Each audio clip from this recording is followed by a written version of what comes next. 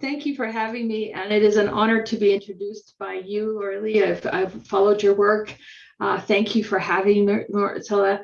I want Amrita to introduce herself.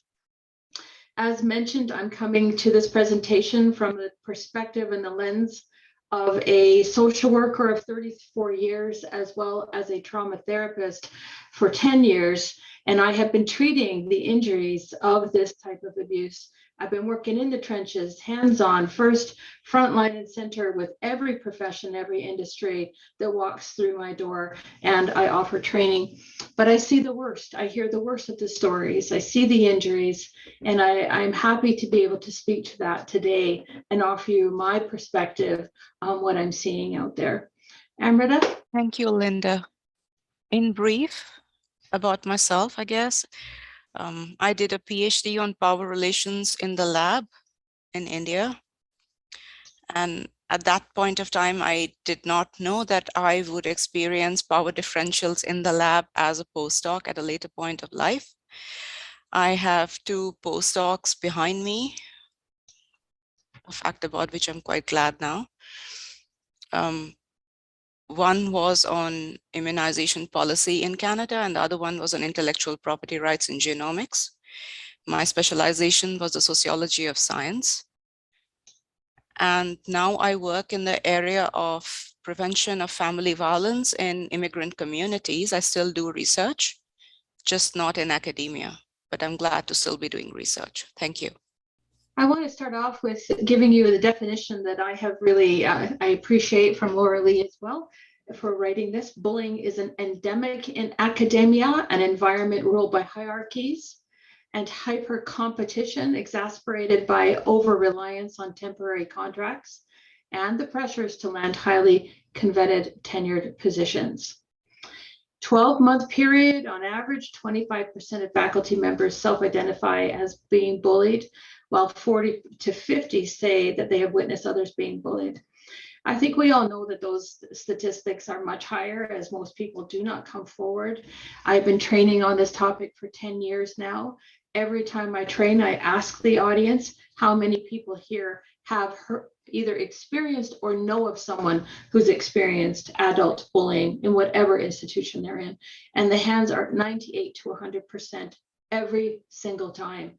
That to me is the valid statistic. It is far worse than what we're actually seeing.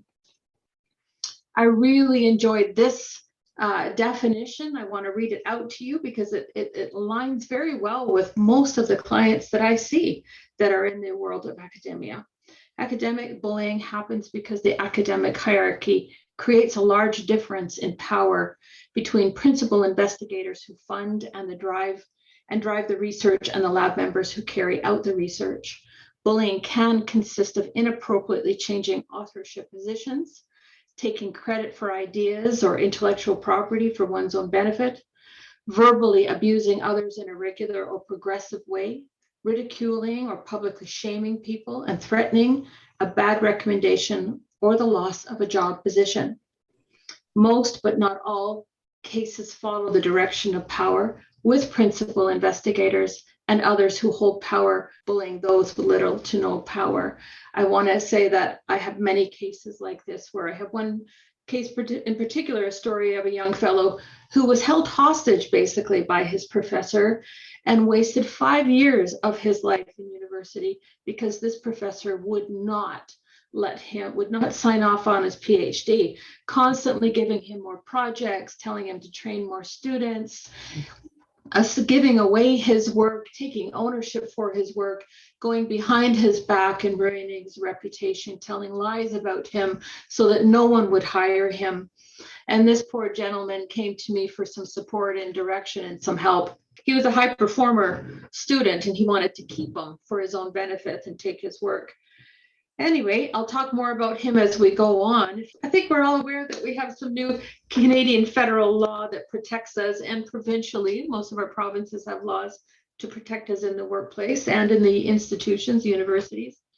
And so I will just skip by this page, seeing that we've lost some time. But legislation is there. Universities need to be aligning with this legislation. Just emphasizing here that leaders have a duty to take all reasonable steps to protect their workers and students from being injured both physically and psychologically, thanks to legislation that we have here in Canada, federally and provincially.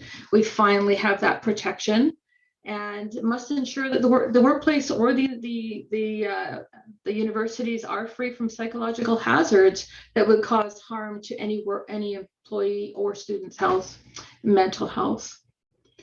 Again, harassment and bullying is now included in our Canadian area of violence in our violence code, which is important for people to know. And students and employees have a right to refuse dangerous work. That includes psychologically dangerous work. So if there's already an investigation in place, there's already allegations being made and assessments being made, and that person is being forced to work with that person or under that person, they can refuse. I have seen very few cases of that so far.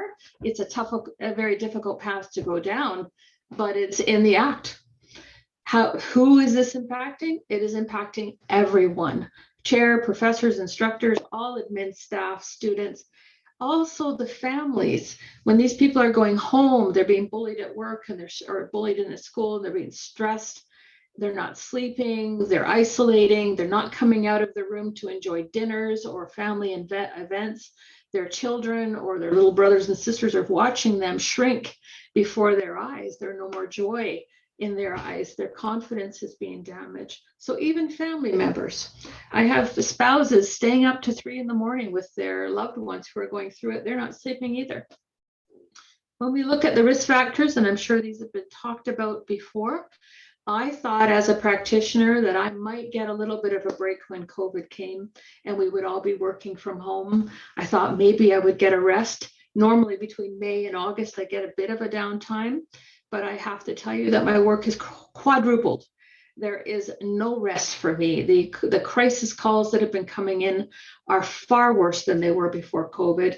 We have these risk factors: extreme stress, extreme pressure, unrealistic deadlines, the abuse of power, the lack of skills to address not only COVID, the pandemic, but also the lack of skills that are available to deal with cases of bullying and harassment.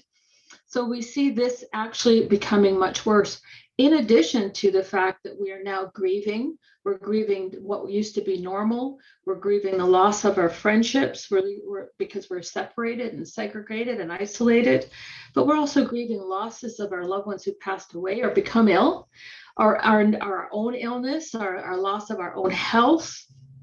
Add that in, and heightened jealousies between people who are working from home or are going to school or able to stay at work. Jealousies are happening between those.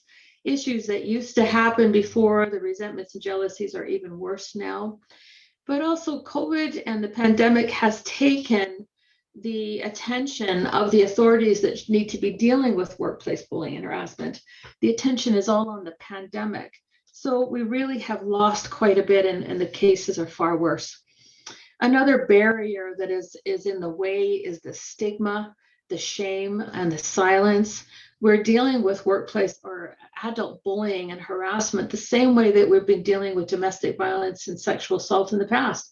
We're blaming the people who are injured. We're not dealing with the people who are causing the injuries. We are dealing with we're not talking about it. We're silencing, we're oppressing, we're shaming. People are afraid that they're going to be judged if they come forward. And actually, they are being judged. They're being told, hey, what's wrong with you? Keep your head down. They're afraid they're going to appear of being weak. They're afraid they're going to be blamed or accused. These are valid reasons, and we have to validate that, but we have to fix it. We have to change that. We have to make it right to come forward. We have to make it safe to come forward, and we have to put the light on where the real problem is. Who is responsible for that? Everyone is. All leaders are responsible. The Faculty of Graduate Studies and Research needs to put clear policy, clear guidelines, clear trauma-informed guidelines. The chair needs to address that. The unions, the ombudsman. I had one fellow go to the ombudsman, the same fellow I was mentioning before. And the ombudsman said, there's nothing you can do. You don't have any rights, because there was nothing in your policy for the universities. So everyone is accountable. But if nobody's doing anything about it, then your students are going to go to legal, and you certainly don't want that because that means exposure. Erica. Thank you, Linda. I am going to just speak very quickly and briefly. So in Canada, the policy situation regarding academic bullying is less developed in every way than in the US, for example, whether it involves looking at the challenges or the solutions.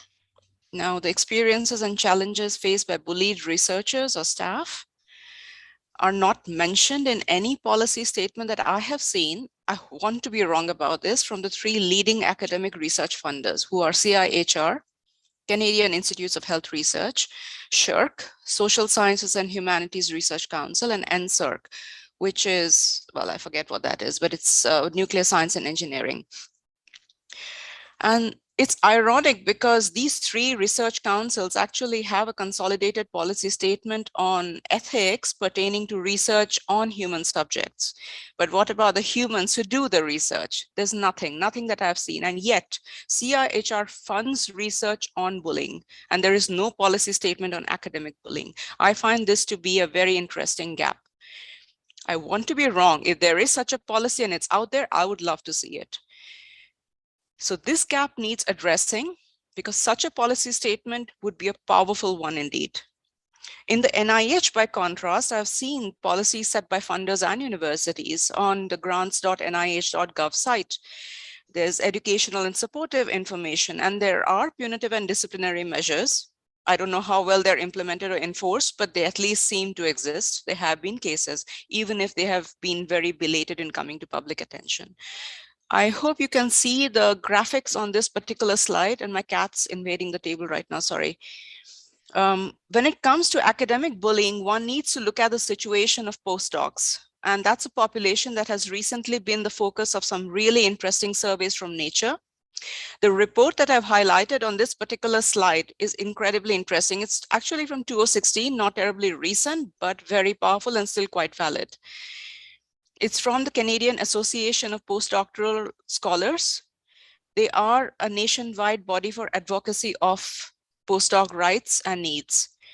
And this particular report describes who this population of researchers is. It describes their challenges, and it provides certain advocacy and policy related solutions. And one of the things that is of primary interest in this particular graphic, it's excerpted from the report, is the migration factor. One cannot, I've already alluded to this before, one cannot remove this from understanding the situation of postdocs. Now in Canada, certain migrant postdocs have been vulnerable owing to how they are defined and classed. Other postdocs have had a far greater level of institutionally formalized protection, and you have to keep these distinctions in mind. They're crucial. Some postdocs have more protection than others. For example, if a postdoc is a permanent resident or a citizen and is seen as an employee of the university, these factors provide a greater degree of protection from bullying and migrant precarity, obviously. It's a completely different situation for postdocs who are on a work permit, have arrived from another country, particularly one from the global south, and are on a fellowship that is not administered by the university. For example, if their salary is from an external non-academic grant for a project owned by the boss. In these cases, the postdocs have been and are still classed as trainees by the university. They're not employees, and they might get an institutional email ID, a workspace, and some few perks. They have no protection. Now, here's the interesting discrepancy here for policy attention. That has no policy attention right now. Canada's National Occupation Classification and the Canada Revenue Agencies treat postdocs as equivalent to workers. They have a work permit, they're paying taxes, and they're eligible often to apply for permanent residence through the Canadian Experience class, if they survive that long. But the universities are operating in a world of their own, right? I want you to take a second or two to look very carefully at the quotation and the graphic. Linda will get into the injury factor, the mental health issues faced by postdocs in a stressful environment. And on the right side, you have not only the problems, the situation is underreported, right? But look at the languaging in the CAPS report. It says that many of the postdocs report things that are similar to bullying. People are afraid to talk, and very often they're afraid to talk, not only because of the job situation down the line in academia or outside academia, but also because of visas, also because of work permits. If they have families to whom remittances are being sent back in the home countries, for example, if they have a permanent resident application in the pipeline, the reference from that abusive boss makes all the difference. Keep those factors in mind. They are not to be forgotten. I encourage everyone to access and read that report. The highlight, it's there. This is the CAPS website now. Because of concerted action by the CAPS in 2017, there have been some positive changes. So Postdoc Association got collective bargaining rights. And postdocs in Alberta gained employee status and collective bargaining rights. Now, this is interesting. Day before yesterday, I had a professor emeritus from the UFA very confidently informing me that no, postdocs are not employees. Well, newsflash, they are. And here's the thing, it's still not consistent across the country. If one is an employee, one has access to CPP and EI benefits, employment insurance, but many postdocs in Canada remain classified as trainees rather than employees, despite the spread of postdoc unions and despite the work of the CAPS and despite provincial board rulings. So like I said, the universities seem to be operating in their own little ivory tower, little bubble, which enables the bullying to continue. Now, the CRA has even done webinars on this, the Canada Revenue Agency, saying that, for example, there are actual indicators that establish postdocs as employees. There are ways to ascertain this. I myself am a citizen of Canada now because I was classified as a trainee by the UFA, but the CRA saw me as employed. I was paying taxes, and now I'm a citizen. So obviously there's a discrepancy between what the universities are saying and doing and what Canada's federal agencies and bodies are saying and doing. This needs to be looked at. Thank you. Linda. Thank you, Amrita, very well said. Moving into, and quickly, the psychological and physical injuries that are endured with this type of injury. It is not an injury that occurs overnight. It is complex. There's multiple layers to it, and it accumulates over time. I call it very close to death by 1,000 cuts. It's not the first 20 or 40 insults. It's many more that over time becomes what I call an injury by 1,000 psychological insults. And the way that I see it with and I have seen thousands in the last 10 years, thousands of individuals, men and women from all backgrounds. And they tend to, it starts with the insomnia, they can't sleep at night, ruminating. What just happened? Did that happen? Did I see that? Am I going crazy? What about tomorrow? Oh, I remember what happened yesterday. What's next? The anticipation, the ruminating thoughts. And before you know it, you're cognitively and even your motor skills are impaired. And you know about the research out there that says that if you show up with insomnia, you might as well show up at work drunk or with alcohol in your body. So you're now going to be making mistakes, higher risk of making errors and even causing injuries for yourself or other people. So what happens next is that feelings of vulnerability, the anxiety that comes with that. So more isolation because you're feeling vulnerable, less socialization, so more self-doubt, crippled with self-doubt. Some of my clients, I'm speaking to about all of them, really feeling unsafe, that loss of self-confidence, more isolation, trying to stay safe, trying to survive, trying to stay and get through one more day, and your vision becomes even more narrow. You're not seeing the whole picture, feeling more hopeless. Burnout, of course, because you're hypervigilant now. You're trying to stay ahead of it and prevent further insults and injuries. So now your memory, your brain is starting to change. It's starting to impact your physical, your autoimmune system, your burnout, your loss of focus, loss of memory, loss of concentration. Boom, there's your self-confidence. It's just a cycle. It's different for everyone. Every case is unique, but this is generally what I am seeing here. And then we're moving into suicidal ideation, sick leave, people resigning, as was mentioned by the previous presenter. People are leaving their careers, giving up on their education, getting the heck out of that. I know I certainly wanted to. After 22 years of social work, I wanted to leave my profession because of what I was seeing. And ultimately, you'll end up with a diagnosis And I'm sorry, but people wait far too long to come in and get help. They push through those symptoms, they override their needs, keep trying to do more, do better, try to fix it, and you cannot fix it. This is not something you can fix, and you're going to end up very sick because of it. Now you're going to end up with probably a permanent diagnosis, mental health or physical diagnosis. So in addition to that, you're the person who's ill, you're the person depressed or anxious or forgetful, and you've got to navigate all these systems that are failing because there's gaps in between these systems that are not well trained on this in this area, not trauma informed and not trauma in-depth training. So they don't know how to handle it. And here you are just trying to survive, just trying to get to the other side to either graduate, continue providing for your family. And yet you've got these landmines below you as you walk this line that could actually ruin your career, take away your income and even your health benefits. And some of you with health benefits, you might have a child at home who's ill, or maybe you have an illness and you need those benefits. So we're just multiplying all the stressors, and you're the person who's supposed to navigate these systems and make sure they don't fail you. So in addition to all these psychological injuries that I have outlined, we get some paranoid thoughts. We know that things are going wrong, but nobody's validating us. Our colleagues are not supporting us because they're afraid as well. And there's valid reasons for them to be afraid. So we see many diagnoses of adjustment disorder, but we're seeing far more cases of PTSD as a result of long-term stress of bullying and harassment. So on the physical injury side, depending on where you carry your stress, if it's in your stomach, you're going to end up with gastro problems, ulcers, acid reflux, GERD, Crohn's disease, diverticulitis. This is what we are seeing. Cardiac problems. We know of people who've had cardiac or heart attacks and strokes as a result of the long-term stress this has on their bodies.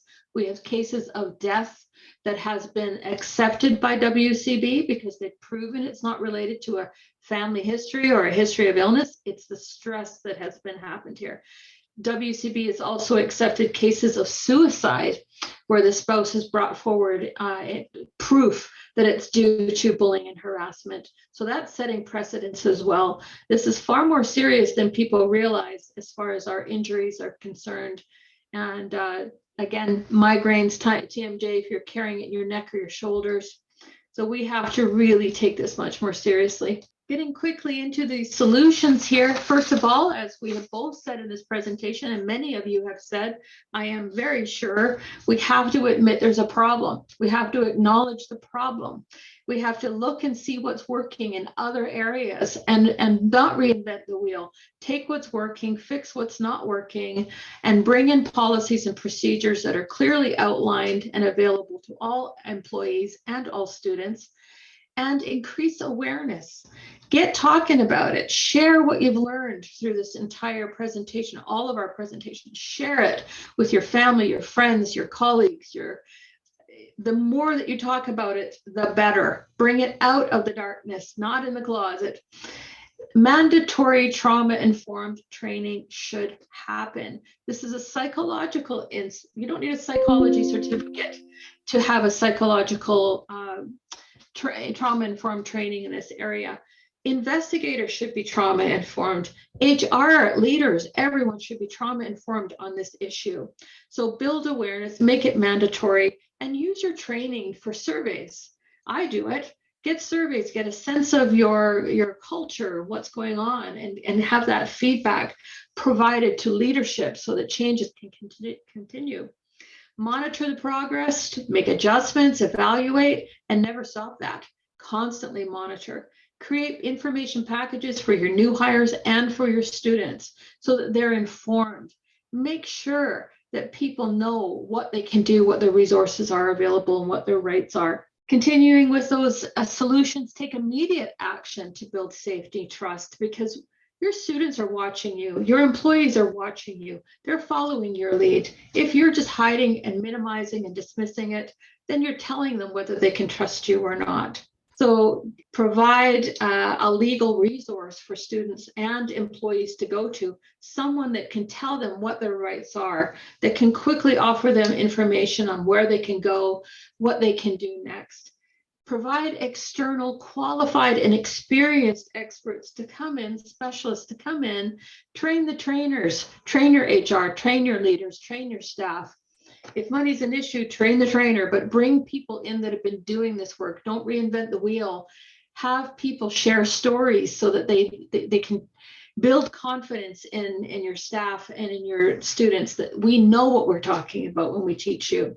I suggest that you have a review panel available of people, so not just ethics on board, but legal in that panel, HR, investigators, and people like me who assess injuries and offer recommendations for repair. Have a panel to review your training, to review your policies and procedures, to help people know where to go for help that's available. Have a panel available for people. So review your policies and procedures and make sure they align with the provincial and federal laws.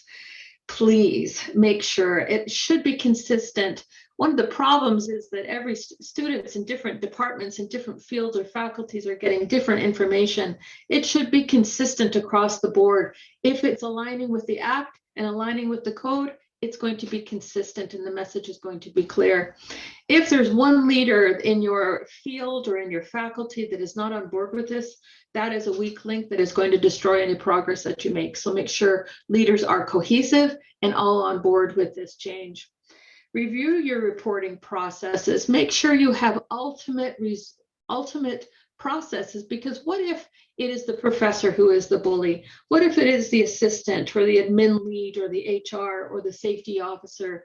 What if it is different people? I had one professor who was being bullied by their chair. And the way that the university had it set up, it was the professor who had to deal with it. How can a professor who is suffering an injury fully address the bully and the whole situation without conflict of interest and bias? That is a complete failure. So you have to have processes that make sense. And gather yourself some information about external investigators who are trauma informed, licensed, and experienced to deal with these cases. Often, if you're not trauma informed, you're creating more unintentional harm, which is extending their period of recovery. So incorporate that, have some of those listed so that people are empowered with options. The accountability, again, is on you as leaders. We are all leaders in some way, shape, or form. We all have accountability to talk about it, to report cases, to protest for changes in policies and procedures and training as well. Students are responsible. They should know that when they come on board. But in your policies and procedures, I highly recommend that you outline consequences that will be implemented if there's malicious complaints, if there is abusive behavior, and if there is retaliation. But give examples of covert and overt retaliation, because that can be subtle and really sneaky, and we need to really put a voice on all of it and call it out. As mentioned earlier, we had 14 countries join us last year on our Workplace Bullying Awareness Week. Someone asked a question, how do we make people know about this? Join it. Every October, we do a Workplace Bullying Awareness Week. Join us. Share about it. Here is a free resource for everyone. It's available online. Just key in the title there, and you'll have a full national the Canadian standard for psychological health and safety in the workplace. So that's a free resource for you. Thank you from both of us for letting us have this opportunity. Here is our contact information. Again, thank you for having us and allowing us to speak on this very important topic.